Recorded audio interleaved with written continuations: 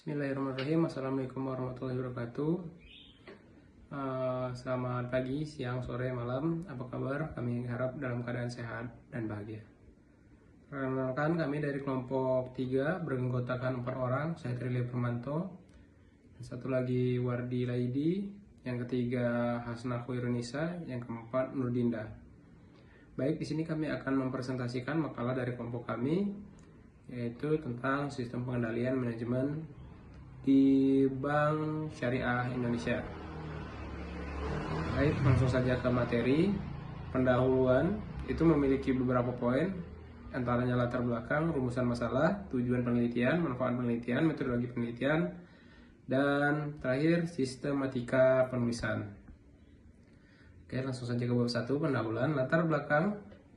Sistem pengendalian manajemen (SPM) merupakan alat yang penting bagi perusahaan dalam mencapai tujuan organisasinya secara efektif dan efisien. Dalam konteks perbankan syariah, pengendalian manajemen menjadi lebih kompleks karena harus mematuhi prinsip-prinsip syariah selain regulasi perbankan konvensional. PT Bank Syariah Indonesia (TBK) sebagai salah satu bank syariah terbesar di Indonesia memiliki tantangan sendiri dalam mengimplementasikan SPM yang sesuai dengan nilai-nilai syariah sekaligus mampu bersaing dalam industri perbankan kompetitif. Yang kedua, rumusan masalah. Itu ada 4 poin. Bagaimana implementasi sistem pengendalian manajemen di PT Bank Syariah Indonesia? Sejauh mana efektivitas SPM dalam mendukung pencapaian kinerja PT Bank Syariah Indonesia (TBK)? Apa saja tantangan dalam hambatan yang dihadapi dalam penerapan SPM di PT Bank Syariah Indonesia?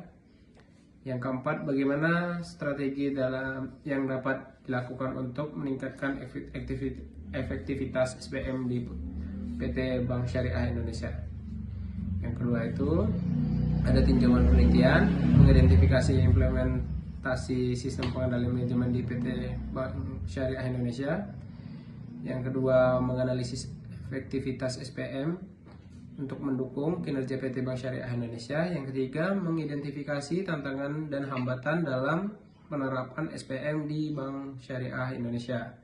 Yang keempat, merumuskan strategi untuk meningkatkan efektivitas SPM di PT Bank Syariah Indonesia. Yang keempat, manfaat penelitian.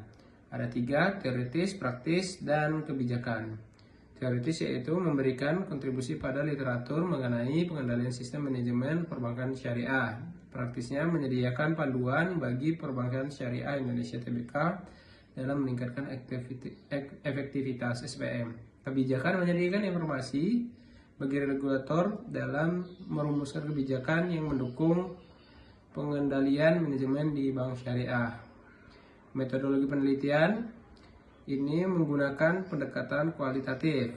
Dengan metode studi kasus, data diperoleh melalui wawancara mendalam, analisis dokumen, dan observasi. PT Bank Syariah Indonesia (TBK) dipilih sebagai objek penelitian karena merepresentasikan dalam industri perbankan syariah Indonesia. Yang terakhir itu sistematika penulisan, pendahuluan, tujuan, metodologi penelitian, analisis, dan pembahasan kesimpulan, saran, dan daftar pustaka. Lanjut, bab 2-nya akan dijelaskan oleh Pak Wardi. Baik, terima kasih rekan Leo. Kita lanjut bab berikutnya, itu tinjauan pustaka. Yang terdiri dari pertama, pengertian sistem pengendalian manajemen. Sistem pengendalian manajemen atau SPM adalah serangkaian prosedur dan proses yang digunakan oleh manajemen untuk memastikan bahwa sumber daya organisasi digunakan secara efisien dan efektif dalam mencapai tujuan yang telah ditetapkan. SPM mencakup berbagai elemen seperti perencanaan, penganggaran, pelaporan kinerja, dan evaluasi. Berikutnya, komponen sistem pengendalian manajemen, yaitu salah satunya ada terdiri 4 komponen ya. Pertama, perencanaan strategis, penganggaran, ketiga pelaporan kinerja, dan evaluasi kinerja. Perencanaan strategis ini adalah proses penentuan tujuan jangka panjang dan strategis untuk pencapaiannya. penganggaran ya jelas ya, alokasi sumber daya ke berbagai aktivitas untuk mencapai tujuan. Pelaporan kinerja yaitu tentang pemantauan dan pelaporan pencapaian kinerja. Kemudian ada evaluasi kinerja yaitu penilaian kinerja untuk menentukan apakah tujuan telah tercapai dan mengidentifikasi area untuk perbaikan. Selanjutnya teori dan konsep sistem pengendalian manajemen dalam perbankan. Teori SPM dalam perbankan menekankan pada pentingnya pengendalian risiko, kepatuhan terhadap regulasi dan pencapaian kinerja finansial yang berkelanjutan. Pengendalian ini harus memastikan bahwa semua transaksi dan operasi bank sesuai dengan standar yang ditetapkan dan prinsip-prinsip syariah.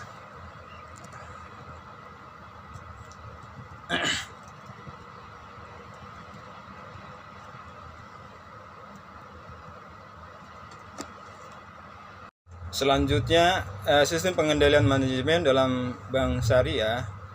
Bank syariah memiliki tambahan persyaratan dalam sistem pengendalian manajemen untuk memastikan semua operasi dan transaksi sesuai dengan prinsip-prinsip syariah. Ini termasuk mekanisme pengawasan oleh Dewan Pengawas Syariah atau DPS dan kepatuhan terhadap fatwa-fatwa yang dikeluarkan oleh otoritas syariah. Selanjutnya akan disampaikan oleh rekan Hasna. Terima kasih. Selanjutnya saya akan membahas mengenai metodologi penelitian. Yang pertama, jenis dan pendekatan penelitian. Penelitian ini merupakan penelitian kualitatif dengan pendekatan studi kasus di PT Bank Syariah Indonesia. Pendekatan ini dipilih untuk mendapatkan pemahaman yang mendalam mengenai implementasi dan efektivitas SPM di Bank Syariah. Selanjutnya ada objek penelitian. Objek penelitian ini adalah jelas PT Bank Syariah Indonesia Tbk, sebuah bank syariah terbesar di Indonesia yang baru saja terbentuk dari penggabungan 3 bank milik BUMN.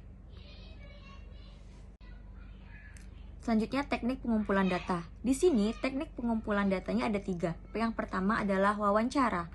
Wawancara mendalam yang dilakukan bersama dengan manajemen dan staf PT Bank Syariah Indonesia Tbk yang terlibat dalam implementasi SPM. Yang kedua, analisis dokumen, meliputi laporan tahunan, laporan audit internal, dan dokumen kebijakan perusahaan. Dan yang ketiga adalah observasi. Observasi ini adalah pengamatan langsung terhadap praktik pengendalian manajemen di Bank Syariah Indonesia. Selanjutnya yaitu adalah teknik analisis data. Data yang diperoleh dianalisis menggunakan metode deskriptif kualitatif. Analisis ini melibatkan pengkodean data, pengkelompokan temuan, dan penarikan kesimpulan berdasarkan pola yang muncul. Baik, terima kasih teman-teman yang sudah menjelaskan. Selanjutnya saya akan membahas mengenai bab 4, yaitu analisis dan pembahasan dari Bank Syariah Indonesia. Sebelumnya saya akan menjelaskan terlebih dahulu gambaran umum dari PT Bank Syariah Indonesia. Jadi PT Bank Syariah Indonesia ini adalah hasil merger dari 3 bank syariah terbesar di Indonesia. Di antaranya ada Bank Syariah Mandiri, BNI Syariah, dan BRI Syariah. Dan tentunya memiliki visi dan misi menjadi bank syariah terbesar dan terdepan di Indonesia. Tadi yaitu perencanaan strategis. Nah, tujuannya ini untuk jangka panjang teman-teman dan melibatkan Dewan Pengawas Syariah untuk memastikan kepatuhan syariah. Yang kedua ada penganggaran, dilakukan secara tahunan dan mempertimbangkan prinsip-prinsip syariah dan regulasi perbankan. Selanjutnya ada pelaporan kinerja. Jadi, pada pelaporan kinerja ini menggunakan balance scorecard untuk memantau dan melaporkan kinerja keuangan dan non-keuangan. Selanjutnya, evaluasi dan audit. Itu dilakukan secara berkala oleh tim internal audit dan audit syariah untuk memastikan kepatuhan dan keefektifan pengendalian.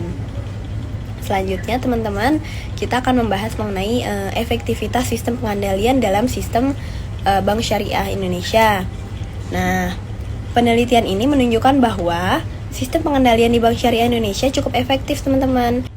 untuk memastikan efisiensi, operasional, dan kepatuhan syariah. Namun, ada beberapa area yang memerlukan perbaikan, seperti integrasi sistem informasi dan peningkatan kapasitas sumber daya manusia. Nah, selain itu, ada juga tantangan dan hambatan dalam penerapan sistem pengendalian manajemen ini. Yang pertama, kompleksitas regulasi.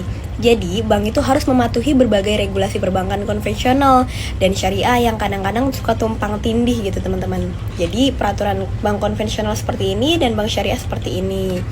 Selanjutnya, keterbatasan teknologi. Jadi, implementasi teknologi informasi yang terintegrasi masih menjadi tantangan tersendiri untuk penerapan SPM di bank syariah. Selanjutnya ada perubahan manajemen. Jadi, pergantian manajemen yang sering dapat mengganggu konsistensi dalam implementasi SPM. Sebaiknya sih pergantian manajemen itu tidak diikuti dengan perubahan yang ada ya, tetapi itu balik lagi ke kebijakan masing-masing. Selanjutnya ada strategi untuk meningkatkan efektivitas sistem pengendalian manajemen. Yang pertama ada pengendalian teknologi informasi. Jadi mengembangkan informasi terintegrasi untuk mendukung pengendalian manajemen secara real time. Selanjutnya ada pengendalian dengan cara pelatihan dan pengembangan SDM, yaitu kita latih tuh SDM dari perbankan seperti teller atau customer service yang nantinya bisa menunjang keefektifan dari pelaksanaan SPM ini. Selanjutnya keterlibatan Dewan Pengawas Syariah, yaitu memperkuat peran DPS dalam semua aspek pengendalian manajemen untuk memastikan kepatuhan syariah. Baik, yang terakhir bab kelima, kesimpulan dan saran. Ada beberapa poin dalam kesimpulan. Implementasi SPM, PT Bank Syariah Indonesia Tbk telah menerapkan SPM yang mencakup perencanaan strategi, penganggaran, pelaporan kinerja, dan evaluasi yang sesuai dengan prinsip syariah. Efektivitas SPM yang diterapkan cukup efektif dalam meningkatkan kinerja operasional dan kepatuhan syariah, meskipun masih terdapat area yang perlu diperbaiki. Tantangan dan penerapan SPM. Tantangan utama termasuk kompleksitas regulasi, keterbatasan teknologi, dan perubahan manajemen yang sering. Strategi peningkatan yang terakhir, pengembangan teknologi, informasi, penelitian SDM, dan peningkatan keterlibatan DPS adalah strategi kunci untuk meningkatkan aktivitas SPM. Saran, pengembangan teknologi PT Bank Syariah Indonesia perlu mengembangkan teknologi informasi yang mendukung pengendalian manajemen secara efisien. Yang kedua, peningkatan SDM, investasi dalam pelatihan dan pengembangan sumber daya manusia harus ditingkatkan untuk memastikan kompetensi dalam penerapan SPM. Yang ketiga, keterlibatan DPS. Peran Dewan Pengawas Syariah harus diperkuat dalam semua aspek pengendalian manajemen untuk memastikan kepatuhan terhadap prinsip-prinsip syariah. Mungkin itu saja yang bisa kami sampaikan. Lebih dan kurang kami mohon maaf. Kepada Tuhan kami mohon ampun. Kami akhiri. Assalamualaikum warahmatullahi wabarakatuh.